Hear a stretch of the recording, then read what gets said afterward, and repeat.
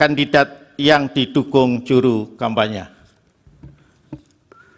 Bahwa dari sisi hukum positif mengenai pemilu saat ini, pola komunikasi pemasaran juru kampanye yang melekatkan citra dirinya kepada kandidat atau pasangan calon tertentu bukanlah tindakan yang melanggar hukum.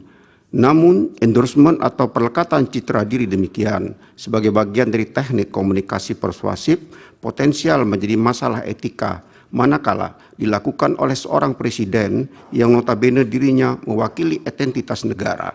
di mana seharusnya presiden bersangkutan berpikir, bersikap, dan bertindak netral dalam ajang kontestasi pemilih pasangan presiden dan wakil presiden yang akan menggantikan dirinya sebagai kepala negara sekaligus kepala pemerintahan.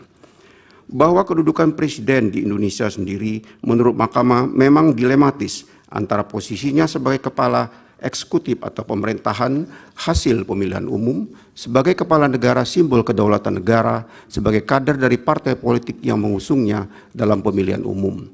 sekaligus sebagai warga negara Indonesia yang secara asasi mempunyai hak berpolitik antara lain mewujud dalam bentuk mendukung atau tidak mendukung calon atau kandidat tertentu. Bahwa menurut Mahkamah, mutlak diperlukan kerelaan presiden petahana untuk menahan atau membatasi diri dari penampilan di muka umum yang dapat diasosiasikan atau dipersepsikan oleh masyarakat sebagai dukungan yang bagi yang salah satu kandidat atau pasangan calon dalam pemilu. Kesediaan atau kerelaan presiden yang demikian, serta kerelaan para petahana di level masing-masing yang menghadapi kemiripan situasi dengan posisi kondisi Pilpres tahun 2024 ini, inkasu petahana kepala daerah, merupakan faktor utama bagi terjaganya serta meningkatnya kualitas demokrasi di Indonesia. Bahwa namun kerelaan adalah wilayah moralitas, etis, ataupun fatsun, sehingga posisi yang berlawanan dengannya, yaitu ketidakrelaan, tentunya tidak dapat dikenai sanksi hukum kecuali apabila wilayah kerelaan demikian telah berlebih dahulu dikonstruksikan sebagai norma hukum larangan oleh pembentuk undang-undang. Bahwa berdasarkan fakta hukum serta indikasi yang terungkap dalam persidangan sebagaimana diuraikan di atas, Mahkamah tidak menemukan landasan hukum untuk dilakukannya tindakan terkait dengan ketidaknetralan presiden yang mengakibatkan keuntungan bagi pihak terkait. Sekali lagi, karena tolak ukur ataupun parameter ketidaknetralan presiden dalam pemilu termasuk wilayah etik belum diatur secara tegas dalam peraturan perundang-undangan khususnya di level undang-undang. Apalagi Undang-Undang Dasar 1945 dengan tegas menyatakan bahwa hak untuk tidak dituntut atas dasar hukum yang berlaku surut adalah hak asasi manusia yang tidak dapat dikurangi dalam keadaan apapun. Vide pasal 281 ayat 1 Undang-Undang Dasar 1945.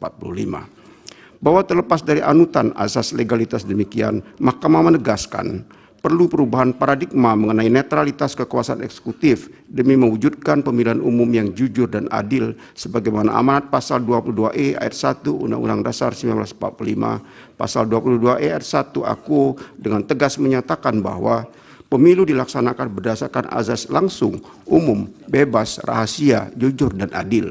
Tentunya perubahan paradigma demikian harus dilakukan melalui perubahan atas undang-undang mengenai kepemiluan, sebagaimana telah tersinggung dalam pertimbangan hukum sebelumnya, termasuk dalam hal ini berkenaan dengan pemilu yang memenuhi azas jujur dan adil.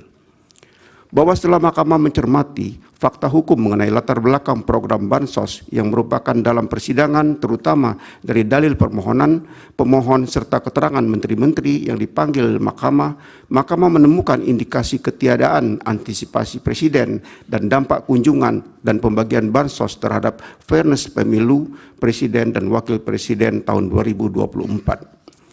Setidaknya, dari keterangan lisan 4 menteri dalam persidangan, Mahkamah tidak mendapatkan keyakinan akan bukti adanya maksud atau intensi dari presiden terkait dengan penyaluran bansos yang dilakukan oleh presiden dengan tujuan untuk menguntungkan pasangan calon presiden dan wakil presiden nomor urut 2. Oleh karena itu, menurut Mahkamah, tindakan presiden belum dapat dikategorikan sebagai pelanggaran terhadap hukum positif. Terlebih, dalam persidangan Mahkamah tidak menemukan bukti-bukti yang meyakinkan Mahkamah adanya korelasi dan hubungan kausalitas antara penyaluran bansos dengan pilihan pemilih. Namun demikian, penting bagi Mahkamah untuk menegaskan dalam rangka perbaikan tata kelola penyaluran bansos ke depan, khususnya penyaluran bansos yang berdekatan dengan penyelenggaraan pemilu, perlu diatur secara jelas menyangkut tata cara penyaluran, baik waktu, tempat, maupun pihak-pihak yang dapat menyalurkannya, sehingga tidak ditenggarai sebagai tindakan yang dapat dimaknai sebagai bantuan bagi kepentingan elektoral tertentu. Bahwa klaim bahwa bansos dan tindakan lainnya yang semacam charity tidak selayaknya diklaim sebagai bantuan personal karena sebagaimanapun pendanaan bansos dan bantuan presiden lain atau menurut keterangan Menteri Keuangan bersumber dari dana operasional presiden. Bersumber dari APBN yang tidak lain dan tidak bukan adalah kekayaan milik seluruh rakyat Indonesia. Sementara Presiden sebagai kepala pemerintahan adalah orang yang dipercaya masyarakat untuk mengelola APBN, sehingga sama sekali tidak ada kepentingan pribadi atas APBN maupun keseluruhan kekayaan negara yang tidak tercatat dalam APBN. Bahwa akan tetapi, apabila Mahkamah tidak memberikan catatan khusus terhadap klaim sepihak atas penggunaan bansos oleh pemerintah, yang sekali lagi bansos sebenarnya bukan pelanggaran hukum, maka mengkhawatirkan praktik demikian akan menjadi presiden, lantas diikuti oleh para petahana atau pejabat publik pengelola APBD dalam penghelatan pilkada kelak.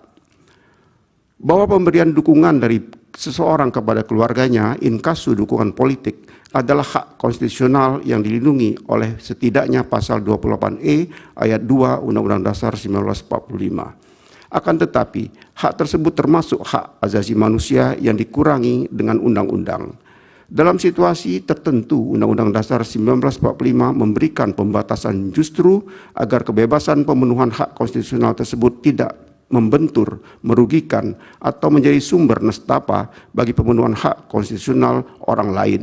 PD pasal 28J ayat 1 dan ayat 2 Undang-Undang Dasar 1945. Berpijak dari hal demikian, penting bagi Mahkamah untuk menegaskan bahwa Undang-Undang Dasar 1945 membatasi pemenuhan hak asasi manusia bukan dalam arti Undang-Undang Dasar 1945 bersikap sewenang-wenang, melainkan justru demi mencegah munculnya situasi kebebasan yang paradoksial, yaitu situasi manakala pemenuhan hak seseorang ternyata menimbulkan kerugian bagi orang lain. Bahwa berdasarkan pertimbangan tersebut, Mahkamah berpendapat bahwa pembentukan norma yang mengatur pembatasan-pembatasan atas penggunaan dan atau pengkaitan antara program pemerintah atau negara dengan kepentingan pribadi, terutama dalam kaitannya dengan kontestasi pemilu maupun kepentingan elektoral lainnya, merupakan kewenangan dari pembentuk undang-undang VD antara lain pasal 20 ayat 1 dan ayat 2 Undang-Undang Dasar 1945 yang norma hukum demikian perlu segera dibentuk sebelum pelaksanaan pemilu berikutnya termasuk pemilihan kepala daerah. Bahwa di sisi lain sebagai bentuk antisipasi serta sinergitas antara lembaga negara terutama dengan lembaga negara pembentuk undang-undang yang sama-sama berkewajiban menjaga kualitas sistem demokrasi serta didorong oleh kewajiban khusus Mahkamah menegakkan keadilan konstitusional, maka dalam rangka perbaikan ke depan, manakala perangkat atau norma hukum demikian belum terbentuk sehingga perhelatan pemilu berikutnya, Mahkamah berkewajiban mengambil peran konstitusional untuk secara hukum menyiapkan diri, memeriksa, mengadili, serta memutus pendakwaan atau pemanfaatan pemerintah atau negara demikian sebagai bagian dari kategori pelanggaran pemilu. Bahwa berdasarkan uraian pertimbangan hukum tersebut di atas, dalil pemohon terkait dengan adanya bansos yang berkolerasi dengan perolehan suara salah satu pasangan calon presiden dan wakil presiden tidak terbukti sehingga tidak beralasan menurut hukum. Menimbang bahwa selanjutnya pemohon mendalilkan telah terjadi pengangkatan pejabat kepala daerah yang masif sebagai implementasi pelaksanaan pemilihan kepala daerah serentak tahun 2024 yang penunjukannya tidak memenuhi indikator sebagaimana termaksud ditentukan dalam putusan Mahkamah Konstitusi nomor 55 tahun 2019 dan nomor 67 tahun 2021 yang seterusnya dianggap telah diucapkan. Bahwa sejalan dengan pertimbangan hukum Mahkamah berkenaan dengan kewenangan Mahkamah untuk mengadili